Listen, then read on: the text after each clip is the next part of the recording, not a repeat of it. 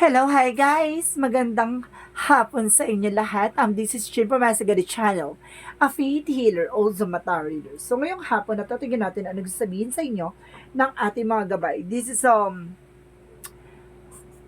Archangel Michael messages for the sign of Capricorn. So Capri, welcome to my channel. Ano kaya ang messages, advices, na spirit guides ang ating masasaga for today's video? Kano naman kayang energy or kaganapan sa buhay ng mga Capricorn ang ating mga hagilap? So guys, this reading is a journey reading lamang, hindi lahat makaka-resonate. Kunin lamang po makaka-relate sa inyo and comment down below kung kaninong energy ang ating nasagap.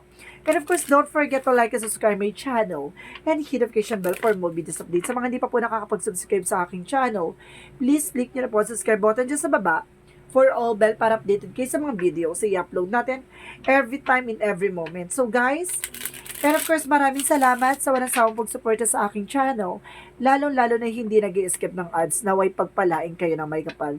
Diyos na ang bahala magbalik sa inyo ng inyong pagsuporta at pagmamahal sa akin. Maraming salamat po. So guys, umpisahan na natin ang lahat. This is Archangel Michael messages. Ano ang pinaka-mensahe sa iyo na Archangel Michael? Ang mismong magpapabulabog at magbibigay sa inyo ng inspirasyon at messages. And of course, ng maraming mensahe or aral or lesson sa inyo. So let's see. Umpisahan na natin. Archangel Michael. Focus upon divine perfect health. So, ibig sabihin dito, magkailangan mo mag-focus pagdating sa health issues mo. So, ibig sabihin, may mga bagay na nararamdaman ka na kailangan mong magpa-check up at the same time kung ano man yung nararamdaman mo, kailangan mo magpatingin, spiritual or medical, no? Kailangan mo maging balance. At the same time, there's an honor and trust your feelings, no? Lagi kang makikinig sa iyong nararamdaman. Although sa mga bagay na nakikita mo, no? At nararamdaman mo, sinasabi sa'yo dito na kailangan mo makinig sa intuitions mo. At the same time, the touch from the situation. Kailangan mong kumawala sa situation, no? Ano mang situation na yan regarding yan sa mga pinagdadaanan mo, sa mga negativity, so you need to detach from the situation. So let's see, what is the total messages for you? Paano natin i-elaborate yung message na yan? No? So let's see paano natin ihahayag sa inyo. Sapa lang na tayo ng 3 beses para powerful. Okay. Angel Spirit Messages. Bigyan mo ko ng isang pasabog, no, na mensahe. There's a higher fight, I told you so. There's a lesson learned. There's a separation. Or something na kailangan mong matutunan or natutunan mo. At the same time, there's a judgment. See? Awakening. Parang ito yung parang ginigising ka na sa lahat ng mga nangyari sa'yo from the past. At yung mga bagay na nangyari sa'yo sa kasalukuyan. So, sinasabi sa'yo dito na makinig ka na sa intuitions mo, no? Yung mga bagay na nangyari na, naway hindi na maulit pa, no? Kumbaga, may gut feeling ka na at may mga bagay na nararamdaman ka na kailangan mong iwasan, no? Kumbaga, may vibration or instinct, intuition rather, no? Kumbaga, sinasabi sa'yo dito, lesson learned. Diba? The judgment is awakening. Magising ka na sa katotohanan. No more second time around. So, sinasabi din sa'yo dito na kailangan mo ng kumawala dyan, kung ano man yan. No? Kung hindi para sa'yo, hindi para sa'yo. At the same time, there's a lover's card. So, there's a love life. No? At the same time, there's a King of Cups. Wow, there's a devoted and supportive person. May taong sasuporta talaga sa'yo dito at magmamahal sa'yo ng lubos. At the same time, guys, there's an Ace of Wands. There's a new beginning and fresh start. No? Magsisimula ng panibagong chapter ng buhay mo dito. At the same time, let's see what is additional messages. And of course, there's an 8 of Pentacles. Mag-focus ka raw sa trabaho, negosyo, hanap buhay mo. Kung ano man yung klase resource of income mo, kailangan mong tumutok dyan. No? At pagtyagaan yan. So, what is the higher path? And of course, sinasabi dito by the Nine of Pentacles, no? There's a blossoming abundance. Kumbaga, gumawa ka na, o gumamit ka ng isang strategy, no? On how to grow your finances, no? Sinasabi sa'yo dito na magkakaroon ka ng blossoming abundance, pero nasa sa'yo yan, no? Makinig ka sa intuitions mo. Kasi some of you nagkaroon ng bankruptcy or something na pagkalugi. Kumbaga, susubukan mo bang ulit tumaya sa eksena? So, sinasabi sa'yo dito na magkakaroon ka ulit ng blossoming abundance. Ibig sabihin, hindi tamaanin dapuin or dumugin na ang iyong ng client or customers ang inyong negosyo o hanap buhay, no? What is the judgment? And of course, there's Two of Swords, there's a decision, no? Kailangan mo na magising sa katotohanan na kailangan mo magdesisyon as soon as possible. So, let's see what is the Lover's card. And of course, there's a Six of Cups, no? Meron ditong past person, no? Meron ditong nakaraang relasyon o nakaraang asawa ba? O ano man yung klase ng partnership, no? So, let's see what is the King of Cups. And of course, sinasabi dito, there's a past person coming back. No? There's a reconciliation or union. Kung hindi man niya magkabalikan or something na magtagpo ulit kayo, no? And of course, there's a white naman. So, ibig sabihin dito, ito yung, divine gift sa iyo ng universe, no? Sinasabi sa dito by, kumbaga, divine connections, no? Kumbaga, there's a soulmate connection or divine connection na sinasabi sa dito na may pagkakaloob sa yung tao, no? Na support at magmamahal sa ng lubos, no? Sinasabi sa dito, maging lesson na sa iyo about sa nakaraan, about sa first person. Kumbaga, natuto ka na dapat sa nakaraan mo. So, hindi naman siya maghahanap siguro ng iba kung naging sapat ka, diba? So, what is the Ace of Wands? And of course, sinasabi din sa'yo dito, there is a strength card. Strongest energy na new beginning is coming your way. So, what is the Eight of Pentacles? And of course, there is a Page of Wands. May magandang balita dito pagdating sa negosyo o hanap buhay, no? Parang may ideas or something, a strategy na kailangan kang gawin para mas lumakas ang negosyo o hanap buhay mo. Diba? May mga bagay na kailangan mong gawin or gamitin or something na para lumago o para dumugin or makaakit ka ng mga client or customers, 'di ba? So what is the higher part? Or some of you kailangan niyo mag-cleansing every moon, kumbaga full moon, no? Every full moon something may dinadasalan. And of course, pagdating naman ng every morning may dadasalan ka, may dadasalin kang mga bagay or orasyon or something na kumbaga para dumugin or lumakas ang negosyo mo, no? Para sinasabi sa'yo dito na kailangan mo ng additional knowledge, no? Para mas lumawak ang kaalaman mo or something na kailangan mo para sa iyong negosyo. So, what is the higher part and the Nine of Pentacles? And of course, there's a magician. There's a manifestation, no? May mga bagay na mamamanifest ka. So, takes time, no? Kung kailangan mo magtiyaga, kailangan mo mag-antay. May mga bagay na kailangan mong paghandaan. Now, what is the judgment? And of course, the Two of Swords.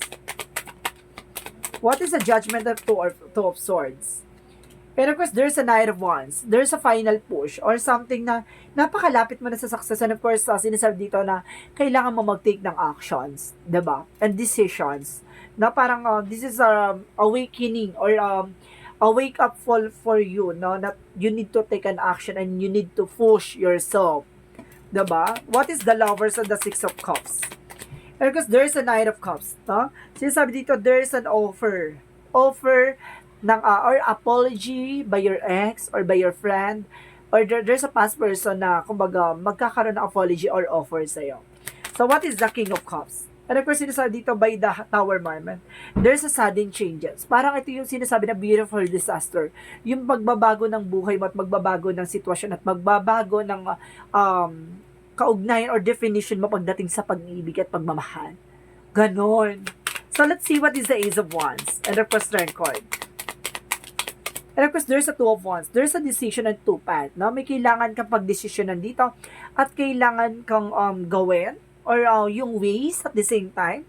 No? At kumaga, it's a part of your journey siguro yung being a confident or alisin mo yung takot at pangamba mo. Siguro yung sinasabing two path, no? Yung parang fear over strength. No? Kailangan mo magkaroon ng confident at maging matapang ka, be brave, no, na humarap sa hamon ng buhay para makamit mo tong new beginning. So, what is the Eight of Pentacles and the Page of Wands?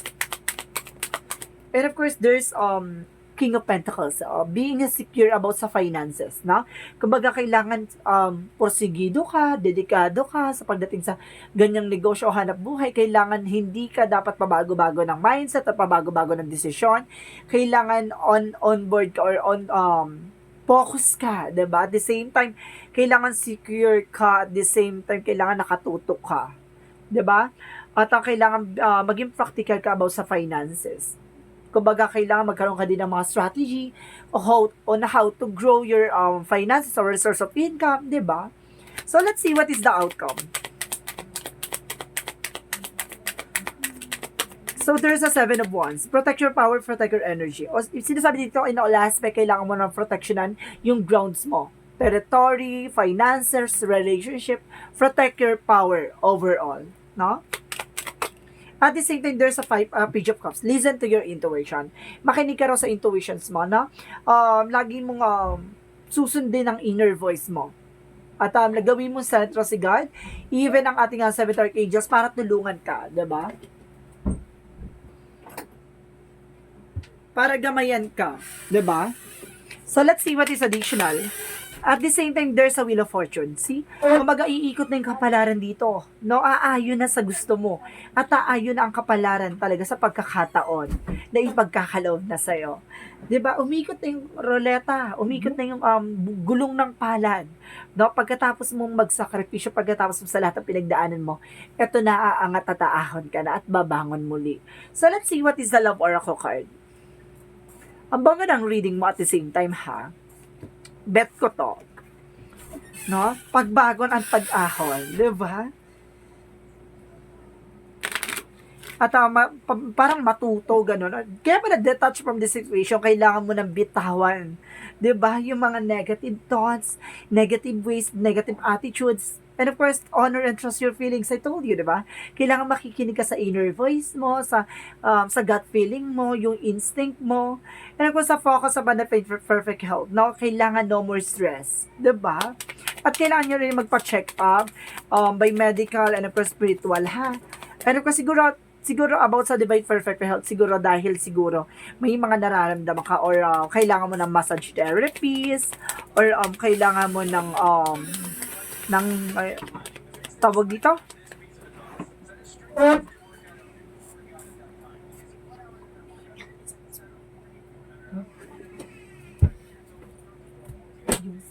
Yung sounds mo.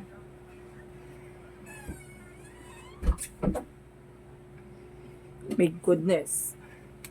And of course, there's a coffin. No? There's an ending and a new beginning. Kumbaga matatapos ang magkakaroon ka na ng transition dito. No? So, let's see what is additional messages for a Yin and Yang Oracle card.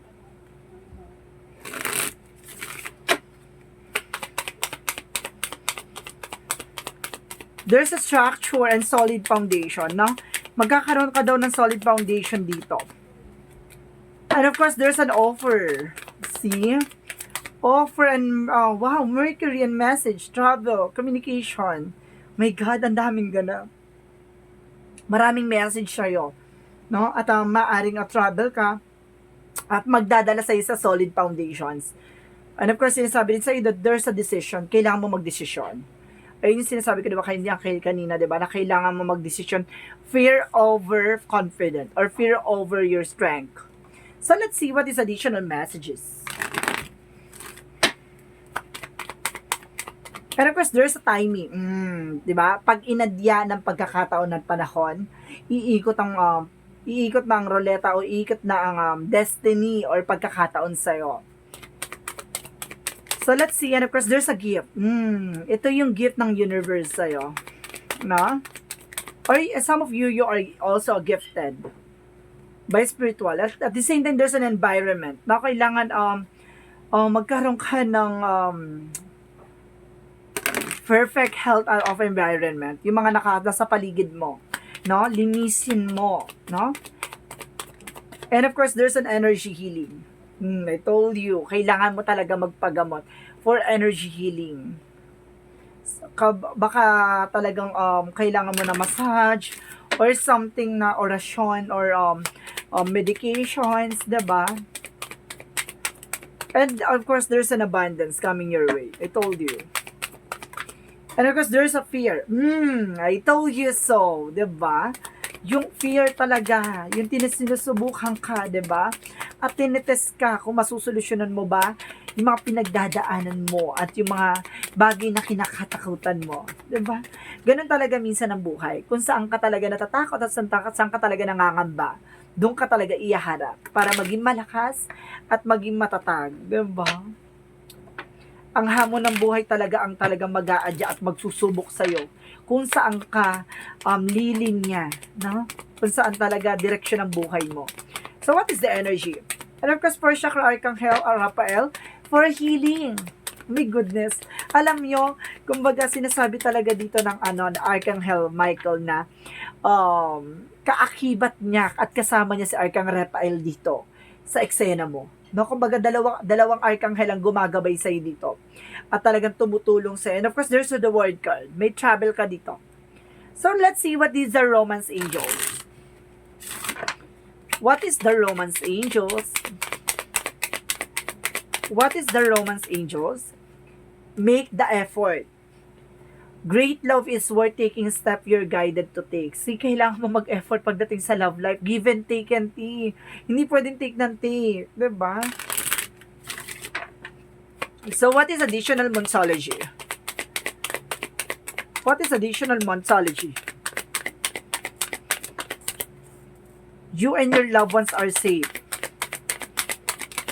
And the answer you need is coming, no? Malapit na at nandito na parating ng kasagutan sa lahat ng katanungan mo.